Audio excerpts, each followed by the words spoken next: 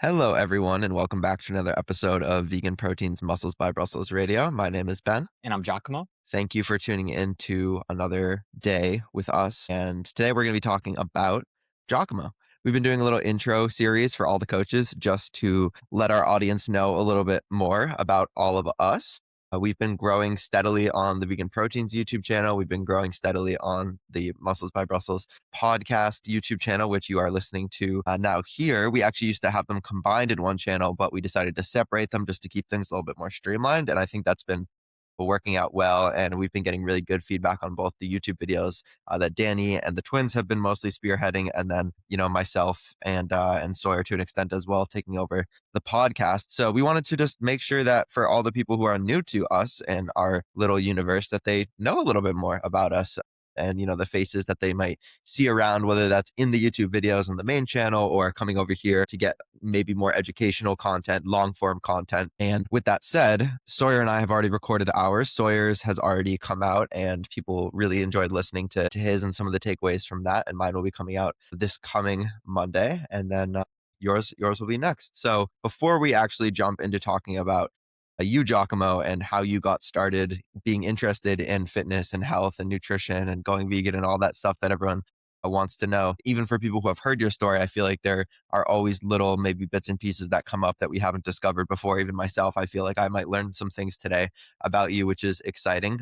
I'd love to know at least more presently what's going on with you and if anything kind of new or exciting. Obviously, we've been rolling out this new app of ours, which we're really stoked about. And we've been really kind of putting all of our time and energy and attention to getting this baby up and running and as smoothly as possible. So I'd love to just hear about how you're doing and how your day's going. Well, I have officially broken, Ben. I've stayed relatively lean all winter, and we decided to see what we could do to save on utilities. And we kept the heat at 64, and I've had it. I've absolutely had it.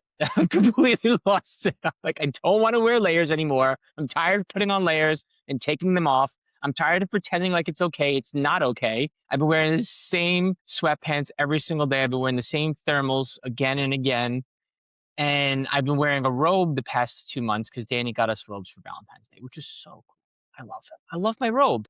But sometimes you don't want to wear a robe and sweatpants and take on and off 4 layers every single day. And honestly, it's a little bit constricting. I feel like I'm in a straitjacket when I'm trying to sleep and I'm like twisting and turning and the usual knots that are in my body. I'm like kind of contorting myself a little bit. And then Danny's on the other side and she's got her own soreness because she's been kicking butt with CrossFit. It's a new sport for her to adapt to. So like she'll bark me in the middle of the night and she'd be like, "What are you doing? Like, stay on your side." I'm like, "I'm trying. I'm just trying to stay warm." So that's what I've been up to.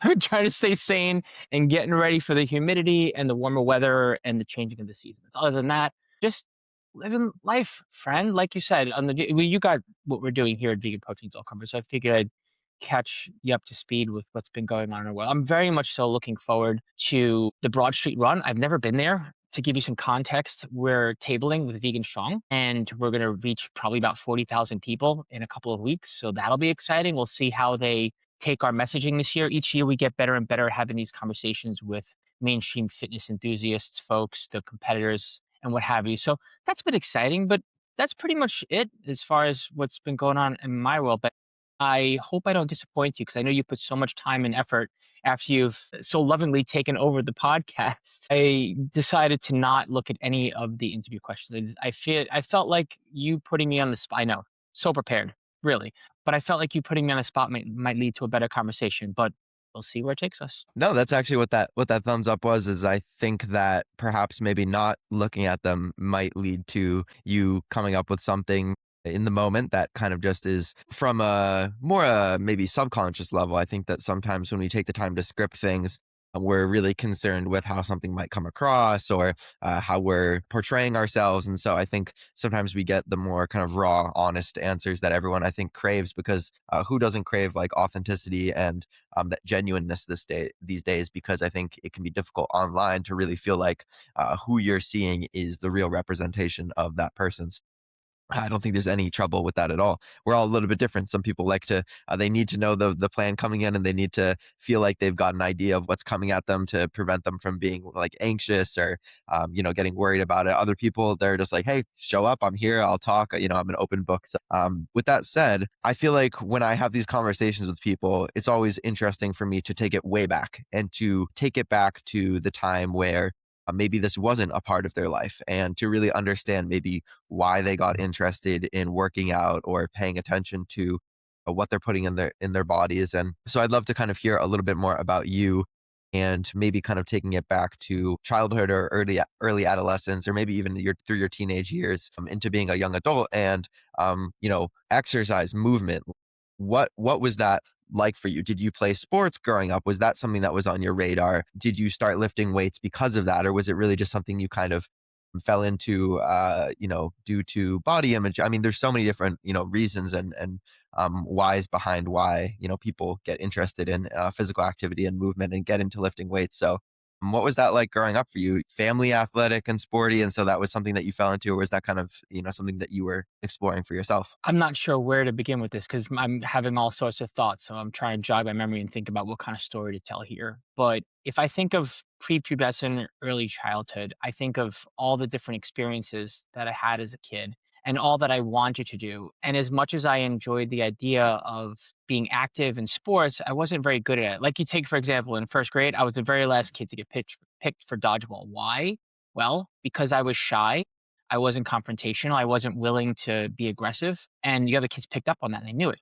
That being said, on the other side of this story was a father who was trying to encourage me to be athletic because he wanted me to get into sports. He was into baseball. And so he put me on a little league team. And I tried, and I had the support, the social support, and the familial support. So it felt comfortable. Like I had cousins playing with me on the field, had my dad as a coach, I had friends, but it still didn't feel right for me. And the second it started to get more competitive, I was like, I'm out. I'm done. I don't want to get hit with it square in the middle of my face again with the ball. I am not comfortable adapting to wearing a jock strap and having my eyes corrected with like I mean, I was just totally shy and afraid of being made fun of, not confident, all that. So like I loved the idea of sports, but I didn't pursue it in childhood. So that being said, I didn't give up on the idea either. So although I was more into studying and mentoring others by being a tutor and whatever, just enjoying reading and math and all that stuff, school, not hobbies, not extracurriculars, or just like gaming, video games and computers and stuff. Eventually, got back into sports, and it started by just like not being in a team-oriented environment, but literally taking a ball and just hitting it against the side of the wall, or taking the ball and throwing it at a net and trying to catch it afterwards. Stuff like that, just like doing it on my own, but not really getting into sports. So that was what kept me going and kept me moving, kept me out of the house, kept me active. And then eventually I got a tennis racket by chance. It was just like there was a yard sale, right? And we got a whole bunch of stuff, and one of the things that we got was a tennis racket. I was like, "Ooh, this is cool. So what are we gonna do with this?" So I started hitting instead of using my hand to throw the ball or try to like roof the ball on the top of the house that I was living at. Started hitting it with the tennis racket. And I was like, "Oh, this is cool." So then eventually, a friend of mine across the street was like, "Hey, I have a tennis racket too." I was like, "Cool. So why don't we use the sewer cap and we use that as a net?" And we just like made it up. We just made up our own game. And then eventually I got to a park and I realized there was like how do I say? There was an organized tennis league there. So I started playing with them a little bit, but again, still the fear of doing things with others, still shy, still worried about all of that. So instead I played a park sport and I played handball, right? There was a handball court in a basketball court in Brooklyn. And I started playing handball and I discovered that I was actually really, really good at it. So that was what got me into sports. Like that moment in time, from that point on, that was when I started to dedicate a lot of my time and energy to sports. I mean, like a lot of my time and energy to sports. What do you feel like you got out of participating in those sports? Because you mentioned that team sports was maybe not the thing that you gravitated towards the most compared to kind of that individual pursuit of practice and bettering yourself at a skill. I think video games are kind of similar in a way almost, where it's like you're kind of working towards some sort of goal and you're trying to get better at the thing that you're doing. And it's kind of this, task of leveling up and continuing to kind of craft and hone your skills. And I'm starting to see the parallels here to like future, going on in life and, the pursuit of less, bodybuilding, let's say, and really continuing to refine that craft. And, it's a lifelong pursuit. So I can see some of the parallels and why you might have gravitated more towards the individual sport aspect of things. Was there something that you could remember really liking about that kind of individual sport aspect, or the pursuit of like working on those skills? What kept you kind of coming back? That I was good at it, that I enjoyed it.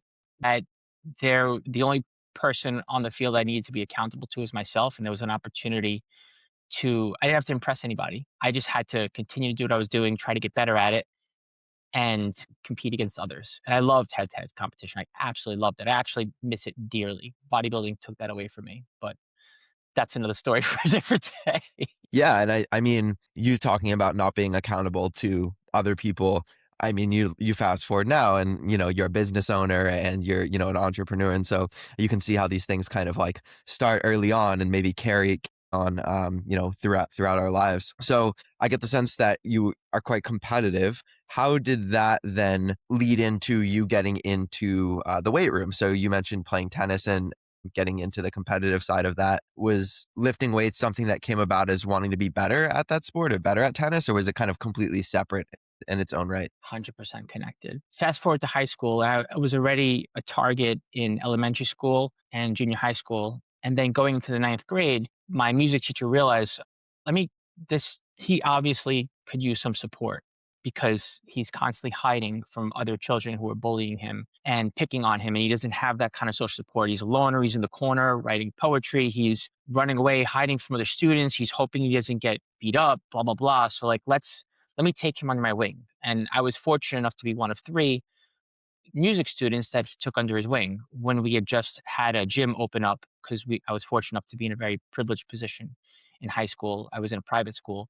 And so when we had our very own gym, and my music teacher saw that potential in me to get me out of my shell, he took me under his wing, and he was a champion bodybuilder himself. So that was his love. And my goal was not to bodybuild. My goal was like, well, if I could lift weights, then maybe I can make the tennis team and I can apply for JV, and maybe I'll get accepted if I'm more athletic. And so that was my motivation. But of course, like anything else, you're inspired, influenced by others. You see other potential in what you're doing. And eventually I wound up becoming a gym rat too. And there's a lot of tie in there too, all kinds of things. But that was the initial spark that led me to get into the gym and be interested in lifting. And you mentioned, okay, that pursuit of lifting for the sake of sport, then eventually transitioned into you really loving the gym and becoming a gym rat, like you said. So was there a time period where you had really fallen in love with the gym and you were, a gym rat, so to speak, and you were continuing to play tennis, or was it kind of like this transition from one to another? And how did that actually end up resulting in you getting into bodybuilding and want to compete in bodybuilding? Right. Because high school is all about just being more athletic. And I definitely got into the vanity side of things. I realized that I could control the way my body looks and I could become more muscular, and that would make me more confident, hopefully more likable, more approachable. It would help me with dating and all of that. College is where the bodybuilding started to take place, because that was when I started to become more of a gym rat, because now it was about other things. It wasn't just about tennis. It wasn't just about socializing. It was also about the fact that the gym had its own separate space in college. So I got into there and I got really into lifting and figuring out how much I could lift, blah, blah, blah. And when I graduated, I decided, because I had the luxury of choosing my path, I was living at home and I had some freedom there. I chose to work at a gym as a personal trainer. And the one particular gym that I worked at as a personal trainer got me into, no, that didn't get me into bodybuilding. It was a chance encounter I was at a train station, and there was a magazine. They have like the magazines at the newsstands displayed on the subway system, and then boom, there was one magazine that said natural bodybuilding. And as a kid back then, the bodybuilding culture was just fed to you by all those muscular development and flex magazines and all that stuff that whole side sends out to kids to try to like get them into it.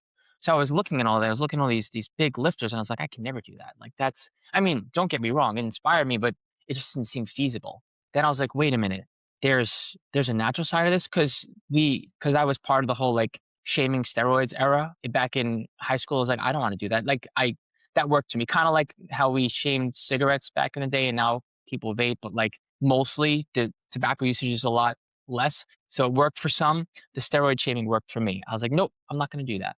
But when I saw the Natural Bodybuilding magazine, I realized there was a way. I was like, I'm hooked. Let's do this. And I just beelined it right for that goal. And I was like, okay, well, I'm used to giving to others and I'm used to helping others and I'm used to training others. And I've always loved being that person in the gym to like lend a hand, give a spot, whatever, look at someone's form, take feedback from them, nerd out in the gym, but to be able to actually do something for myself and be an example, that was a totally different opportunity. And I just jumped right on that. And that's how I got into bodybuilding. That's an amazing context just for people to really understand the progression and how somebody goes from just a curiosity of being in the gym and, seeing what you can do. And maybe it starts as one sort of motivator and you find these different motivators along the way. And I think going to the gym and lifting weights and working out, it's a vessel, I think, for personal growth and learning about yourself because you face challenges, you face puzzles that you have to solve.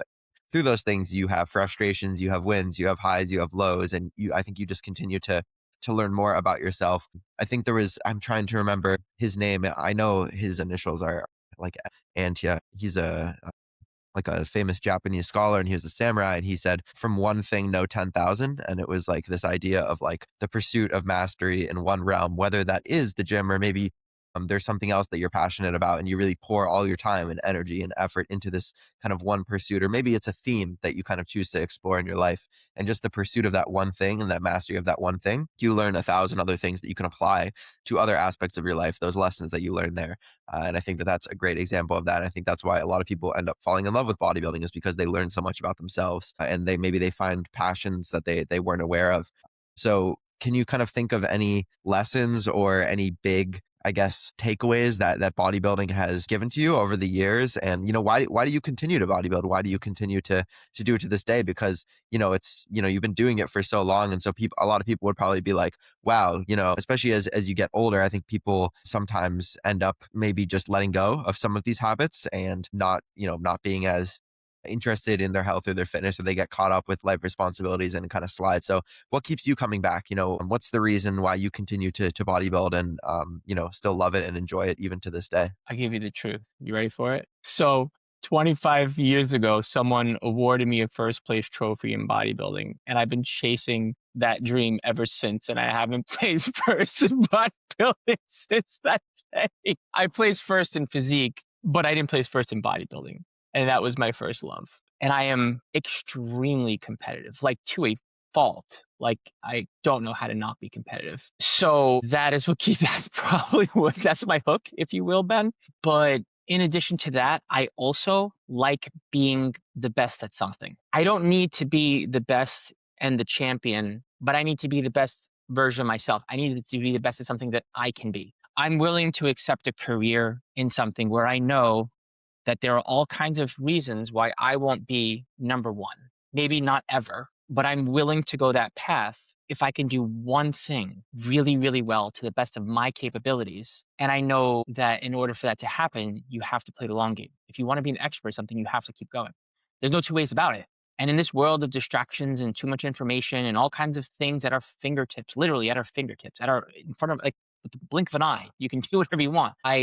I enjoy having something to focus on that I can just continue to get better at because it's what I put my energy into and what I prioritize. And I think that's, again, one of the reasons why people stick with it for so long is the pursuit of self-improvement and being able to feel like you're progressing in something. I feel like that is it's not this like surface level feeling of happiness and contentment that you might get from just like some of the day-to-day things that we do, but it's this deeper level of satisfaction and fulfillment and purpose that we get from continuing to see what we can do, I think, as human beings and, push ourselves. I think that's, stagnation for me is something that feels at this point kind of uncomfortable. I don't like the feeling of it, of feeling like we might be routine and we might do similar things, but we're always trying to get a little bit better at that, whether that be our coaching or our bodybuilding or, eating more nutritiously, getting better sleep. And I certainly think we can take it too far where we're all constantly trying to like improve. And I think we've probably both been there where it's like you can take it too far and it becomes obsessive and it kind of takes over your life. So I think just trying to have this balance of, compassion for yourself while trying to continue improving, I think is important, but it's what keeps a lot of us coming back is this feeling of progress, this feeling of, okay, I'm moving forward. And I guess I'd like to kind of bookend this part of your journey by just talking about what's next for you. What are your current goals? Like, what are you working on? As bodybuilders, it's pretty unusual to compete every single year. Usually we take a couple years off. If I'm recalling correctly, I believe your last season was 2022. Is that right? And so I'd love to know when your next competition is maybe planned for, if you have that in mind, maybe how kind of your off season's gone since your last show, and what's currently exciting for you. Well, I am a planner. So after 2022, I immediately set my sights on plus or minus a year the next time I was going to compete. But now that I'm here, and the goal of wanting to compete next year is something I've thought about for the past 2 years. I don't know if I will. And I have 2 reasons for that, Ben. One, I don't know if the things that I am doing outside of my prep are going to give me the runway that I need for the prep that I want to have and the season that I want to have. And I think I might still have to work on my habits and my routine outside of prep and outside of my season. So that's one thing. The other thing is that I have to decide if I want the glory at the risk of being less competitive, or and I'm willing to take that risk, or if I want to try to do this as a lone wolf and just do it on my own. Let me give the context there. So next year we should be competing as a team, as in the Plant Built Vegan Strong team should be competing. Now, my responsibilities for the team are major. And historically, again, the glory is very rewarding. I like the reason why I'm doing it for the activism, and I get to make a difference as an athlete, as a competitor. I get to be a part of something, but I feel like it can come at the expense of my ability to be more competitive. So part of me feels like that's an excuse and not a reason. The other part of me wonders what it would be like to just, like I said, lone wolf it and see what I could accomplish on my own. And maybe I'll be more competitive that way. So I have this history of pushing too hard when it comes time to see my prep through and to have my season. And I know that that pattern doesn't serve me well, and I'm changing that pattern right now in my improvement season when I'm not competing and when I'm not prepping to compete. Also have to change that pattern when it comes time to prep and to compete, meaning sleep more, train hard, but a little less because you can only recover from so much training, manage your stress better. Instead, I do the opposite. I go full throttle and I take on more personally, professionally, and everything in between. It's like, well, you know what? I'm pushing hard anyway. I might as well use this as a positive and do other things. But it's not how you can be more competitive. So I don't quite know if I'm there yet, essentially. So I can't tell you for sure, Ben, if it will be next year or the year following, but it's coming because it's been a while, and I'll be right around the 15-year mark of 15 years training straight, specificity wise for bodybuilding. And right around that time, you get to put a pretty good look out there if you've been training intelligently and doing everything intelligently. I think that's a really mature answer because I think sometimes there's what we want to do, and then there's like what is the wise decision and what is actually going to get us to where we want to be. I mean, what we want to do might be to compete more often because it's fun to compete, it's good for business. You get to see yourself lean, you get lots of people, giving you compliments on your physique and that sort of thing. You want to see maybe the improvements that you've made, but at the same time, like you said, if there are things that still need to be worked on, a prep will just kind of like bring to the surface everything that is a challenge and a struggle for you because it's a very high stress and, high stakes and high pressure environment, especially for someone like yourself and myself. I definitely felt a lot of pressure on myself during my last prep. And that made me, like you, at the end, get a little bit anxious and push myself really hard because I wanted to present a certain way. But it's almost like what you want to do during a prep is almost the opposite of what you should do. So you almost get into this like hyper productivity mode where like you need to be doing stuff all the time. You kind of, you almost embrace kind of the struggle and the grind of it to a point that becomes detrimental because you kind of convince yourself that you're Superman and you can do all these things and you feel like it some days, but then you also have these days where you feel kind of low and you feel kind of alone. And so I think really making sure that your life context is supportive for a prep is really important, like you said. And it can be hard to say, you know what, I have some things I want to work on, or you know what, my life right now, and my responsibilities are not conducive to a prep. It's a difficult thing, but I think it's something that then makes that experience worth it. Because the thing that's I think maybe harder than what you're talking about right now is going into that prep environment and then having it not turn out the way that you'd like and not be successful because you didn't allow yourself the time to maybe get into an environment, a context that is more supportive for that prep. So I'll be excited, when the day comes. Of course, there's a saying in bodybuilding, the stage will always be there. There's no rush. It's it's a you versus you always. I think you have to pick the time that feels best and works best. And of course, there's other people affected involved too, right? There's partners, there's friendships, there's other relationships, and those can all be affected as well. So I think it has to be kind of a joint decision at the end of the day. So I'll be excited when eventually that does come, but there's no rush. And whenever you get there is whenever you get there. I think that it would make sense now to move on to talking about coaching a little bit and what made you want to get into coaching. So you mentioned when you were talking about getting into bodybuilding, like you're someone who wants to lend a hand to people, whether that be inside the gym or outside. And you mentioned kind of mentoring back when you were a teenager and tutoring people and that sort of thing. So it feels like you've always kind of had that be an interest of yours in some respect. And so I'd love to know what made you want to translate this passion of bodybuilding and lifting weights and working out. And we'll eventually kind of get to talking about, veganism and nutrition and how that kind of ties in, because these things all kind of happen simultaneously. And so it's hard to really isolate one thing without talking about other things. But at what point did you decide, what, this might be something that I want to actually make into a career, is, training people and working with people and helping them do something that that you've done for yourself or that you love doing for yourself? What really kind of led to that? Danny, she inspired me. I was busy trying to build a team and foster that team and create a dynasty with the Vegan Strong Plant Build team. Like, what was it, like 10, 15 years ago? And while I was doing that and she was right by my side, she was also directly involved, but her focus was on helping the individuals on the team and helping them become more competitive. And a couple of people asked for her help. And so when she saw myself and Robert Cheek and several other bodybuilders just like doing things so haphazardly, she's like, oh no, this is not the way. Like, y'all are not doing this sport any justice. And there's got to be a way to do this better. So that was what her initial interest was in finding out how to program, plan, coach, support other athletes, if you will. But that happened way before we did Plan Build. That was closer to like 2009, 2010, and like closer to like 2012, 2013. That was when we had a team, and then she decided to take that care that she wanted to offer and with that knowledge, she combined that into what she started to do with some of the athletes. So she worked with Sarah Russert, and then she eventually partnered up with Tiffany Burich. Those are some of our original athletes on the team. And then the three of them wound up becoming coaches together, which is pretty cool. And they ran some group workshops and this and that. But Danny kept going, and she decided, well, we're not going to sell supplements anymore.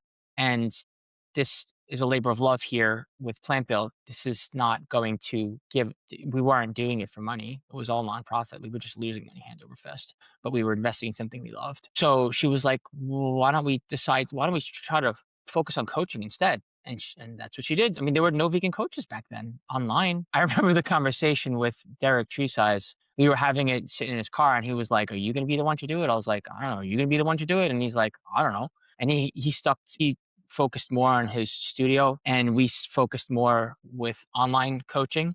And I'm like, all right, well, let's do this instead. And kind of got the okay from him, like, we're not stepping on each other's toes. We got to grow this thing and get some vegan coaching going online, because no one else is doing it. And there's evidence-based coaching out there, but there are no vegan coaches. So when she started doing it, eventually I came in as her apprentice, and because the coaching is completely different than programming. And then over time, after being her apprentice for like a year or two, then eventually I started coaching on my own and taking on clients. Yeah, it's interesting to really see how these steps lead us to the next thing. So it's like, okay, you make the decision to get into lifting. You also at a certain point decide to, go vegan, which we'll get to in a second. You meet Danny and all these other folks on the vegan bodybuilding forums. You meet up in person.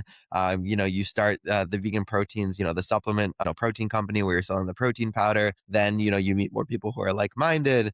You start the Plant Build team. you're trying to have success, and it kind of just this natural evolution, right? It wasn't like you started out by saying, you know what I want to do to make a bunch of money? I want to coach people, which actually, unfortunately, it's a lot of people these days. People who end up being influencers and then selling coaching, like they just kind of genetically probably have a good response to training, or they take steroids or something like that. And then they use their body and their physique to just sell coaching. But it's a very, cookie cutter approach. And unfortunately, that's a lot of people who end up coming to work with us, is people who have maybe worked with some of these coaches and they didn't get the experience that they were hoping for, because these people are in coaching for the money, and they're not in it because they love it or it's something that they've seen value from. Like, you saw the value because Danny actually helped coach you, and then you understood, oh wow, like understanding the methods and the science and all the different tools that we have at our disposal in order to get the best results. This is something that I can help other people with. Like, they can get the same value that I got out of it, and it really comes from a place of understanding and a place of empathy, because you've kind of gone through that journey yourself. So, once you started learning from Dan and you started understanding these things and teaching them to other people, what do you feel like coaching has taught you, maybe about others or about yourself? Like, what do you feel that you have gotten out of the experience of being a coach and coaching others? People need people. It's as simple as that. You get to not be in your own way. You get out of your head and you get an outside the box, out of your head approach to what you're doing, which helps you be more objective. And program is not going to do that for you. Getting out of your head by journaling is not going to do that for you. Having a person who's going to help you see your blocks, your blind spots, that's what's going to do it for you. There's a reason why the best athletes in the world have coaches, because you have someone that's in it with you, that's involved, that's wants you to succeed. And it's not just the accountability and the motivation. That's, in my opinion, that's a low hanging fruit, even though it's major. It is someone who is guiding you while you call the shots and supporting you and reminding you of what you want to do, so that you don't wind up making decisions that you will look back on potentially with regret.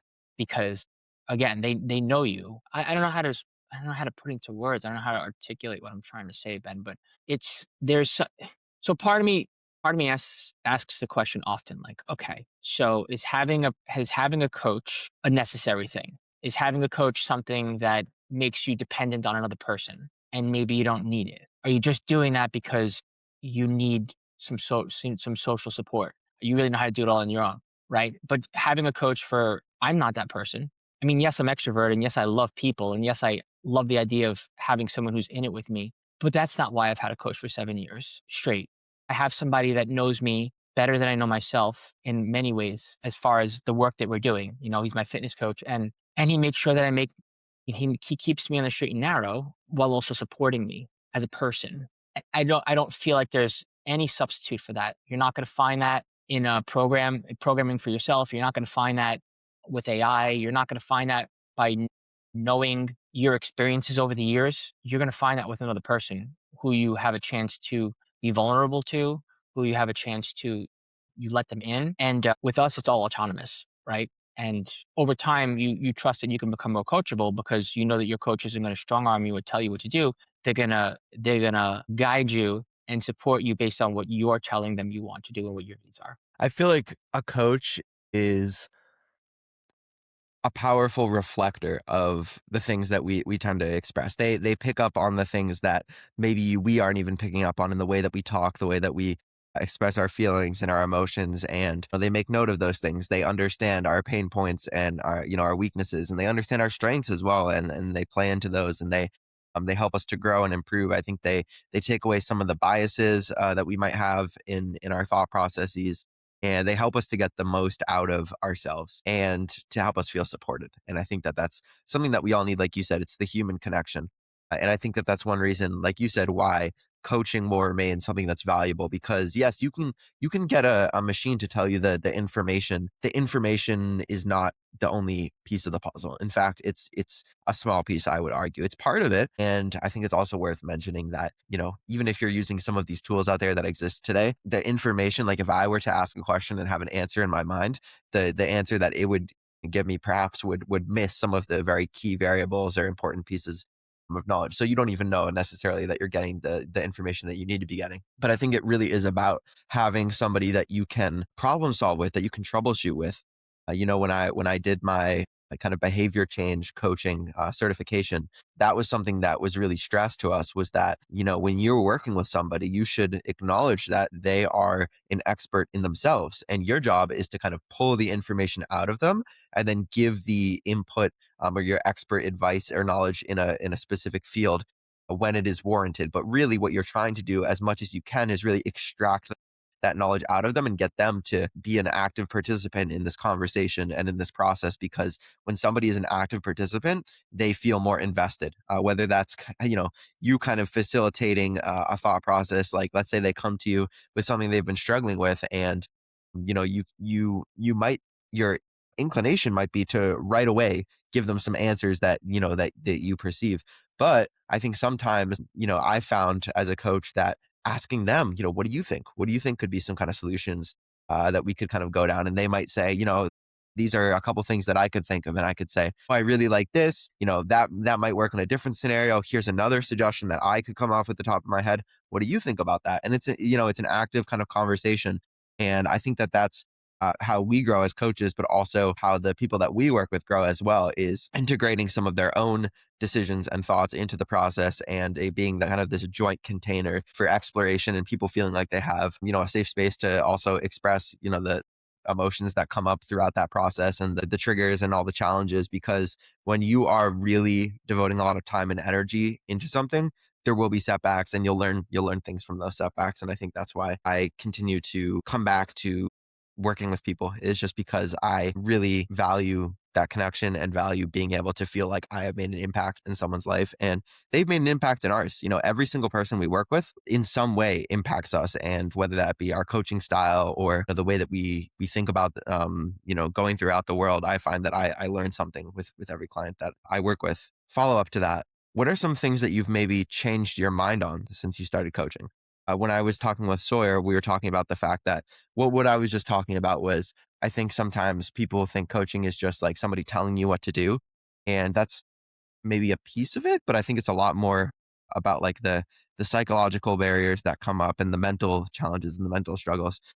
But I'd like just to know if there's anything, like whether that be a preconceived notion that you had about working with people, or, whether it be whatever's coming to mind. Like, is there anything that you remember doing maybe at the start of coaching or thinking, and now you're like, man, when I look back on that, I really wish that I had done this differently and that I had, known what I know now. The first thing I'm thinking is, how much time do we have? Well, I don't even know where to begin. I don't know how to sum this up, but everything, absolutely everything. From they want the programming, give them the programming and focus on that. They want the accountability, give them the accountability, focus on that. They want to focus on their goal and they don't want to think about different scenarios, focus on their goal, hold the line on that and just tell them how to reach their goal. They want to be left alone if you don't hear from them. It's up to them to respond. It's up to them to come to you. These are all the things, by the way, in case this isn't obvious to the listener. These are the things that I look back with regret, and realizing those are the surfacey things that have nothing to do with coaching. Those are the things that when someone comes in to a call and they're like, "Hey, I'm thinking about working with you," and you've been talking to them for like 25 minutes, and all of a sudden they're like, "So what's the program?" I'm like, "Oh, you don't have any idea what you're going to get here and what kind of benefits you're going to get when working with someone yet, do you?" I hope that there's some buy-in for you here, because you are going to be able to get so much out of working with the person. But the only way to know is to do it. So it's about playing out, like you said, playing out the scenarios and getting someone to invest in the process of thinking through things. It's questioning everything. It's supporting someone when they're not ready to have the conversation. You don't force it on them, but you facilitate, as you say, a safe space for them to have a conversation with you, even when they're not ready. The avoiding is, I would say, the number one thing. Someone wants to be accountable, but they also want to accomplish the thing that they want accountability for. And when they can't, which happens 100% of the time, well more than 50% of the time, they're going to avoid the conversation with you, because they're avoiding the conversation with themselves, where they can have the conversation with themselves and compartmentalize and repress. But like, when it comes time to actually make it real with the person they're accountable to, they're not ready for it. Or if they're saying it, it's too painful to have that conversation. But a good coach will not pull that conversation out of you. A good coach will support you and prove to you again and again that every single time you're ready to have the conversation, that it's the right time to have it, and they're going to say what they need to say. I think it's also your responsibility to check up on your clients, but to not poke at them, being like, "Hey," I've done that in the past. I'm like, "Hey, I need to hear from you," kind of like I didn't mean to come across like that, but it was more a matter of like, "Where are you?" But you don't reach people like that. You can. There's a The idea is to find a way to reach out to someone when they're avoiding what they need to do, or they're not making time for themselves, and find a way for them to respond in kind, where they're reminded, where they remind themselves, "Hey, I do need to show up for myself. I do need to make this a priority. I do need to have this conversation that I've been avoiding." And a good coach will know how to get that out of their client every single time. Because without that, you're gonna lose your client. And that's something that you learn as well with time, is just kind of getting a sense for somebody's personality and being like, I've seen this before in like this person, and maybe this thing will work, and you try it and maybe it works and maybe it doesn't. And so you go through your next kind of set of tools and you say, maybe this approach will work or maybe this will work. And sometimes you have to think outside of the box and try something you haven't tried before, talk to other coaches, on our team. And we do that sometimes on our coaching calls and say, what do what do you guys think could kind of work here? And I think that's, again, it's like the individual aspect of coaching, is understanding every single person you're working with is unique, and you can try skills and strategies that have worked with other people before. Maybe it'll work, maybe it won't. And that's part of the process. If you could give one piece of advice to someone who's just starting on their health and fitness path or journey, what would it be? If I could give one piece of advice to someone who's starting on their health and fitness journey, what would it be? Yes. I want to say something cliche, like stick with it. It's worth it.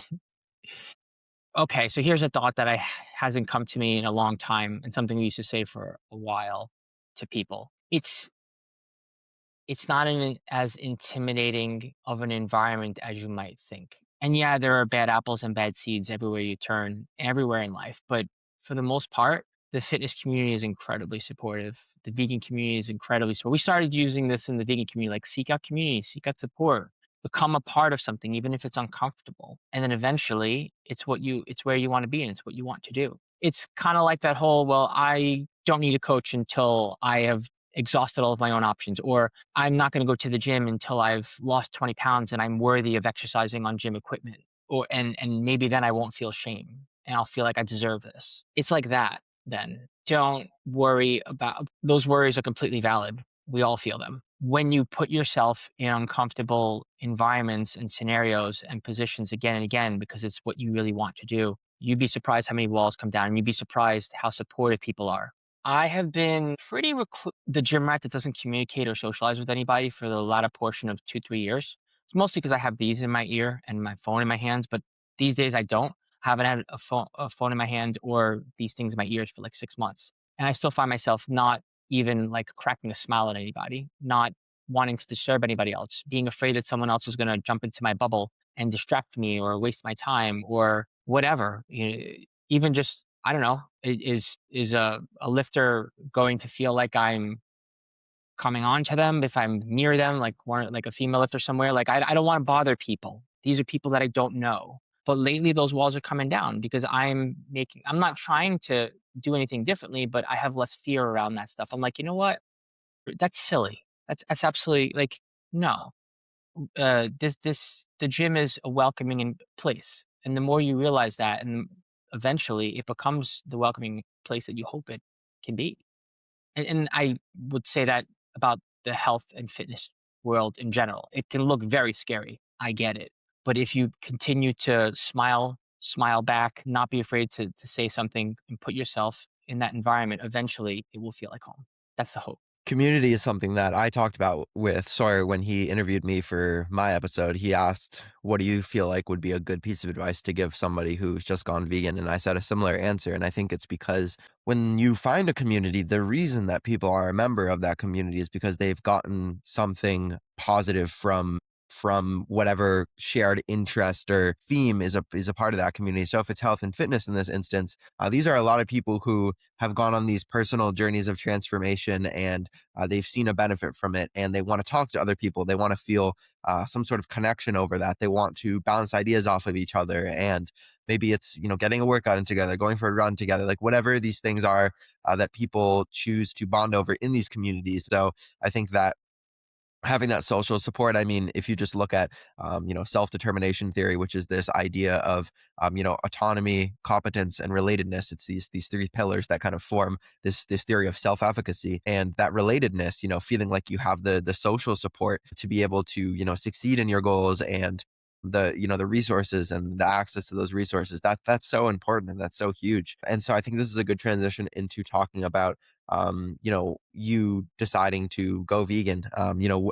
What was that decision making process like? How did that happen? And obviously you ended up finding a community through, the vegan bodybuilding online forums, and that's how you met Danny and all these wonderful people, and kind of started this cascade of events. I feel like I had, remember you talking about kind of getting interested in like the sort of like the natural hygiene movement, and that kind of transitioning maybe into that a little bit into veganism. And so I'd love to just hear about how that kind of progressed for you. Did it start out? I mean, I know for me, it kind of started out as a general interest in health, and then I kind of was like discovered a plant-based diet, and then I didn't actually really go kind of fully into that until I discovered the ethical side of things, and then that all of these pieces kind of came together and clicked for me, and then I decided, oh, this is something I definitely want to do. So what did that look like for you? I discovered that I can control my body. And when I discovered that I could control my body, I felt like I could control my health too. It gave me the confidence in myself to believe that I could control my health. And my motivation was a mother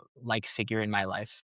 I was dating someone very seriously, and her mother had a heart attack, and I wanted to help her. So I immediately ran to the store that helped me control my body, and where I picked up my supplements and my grains and my fresh produce and whatever. And I was like, help me, please help me. So this kind grocery clerk or whatever went to the library of books and gave me a book and was like, read this. So I read it, and it promoted vegetarianism, promoted veganism. But if you were going to not be a vegan, if you aren't going to have a 100% plant-based diet, like, be mindful of your choices, limit dairy consumption, it's better for your cholesterol, and have meat be a condiment. Kind of like if you order like an Asian dish, you see like a fried rice dish, like there's little bits of meat, like classic whatever Chinese, Cantonese dish, stuff like that. I was like, that just clicked. That just clicked in my head.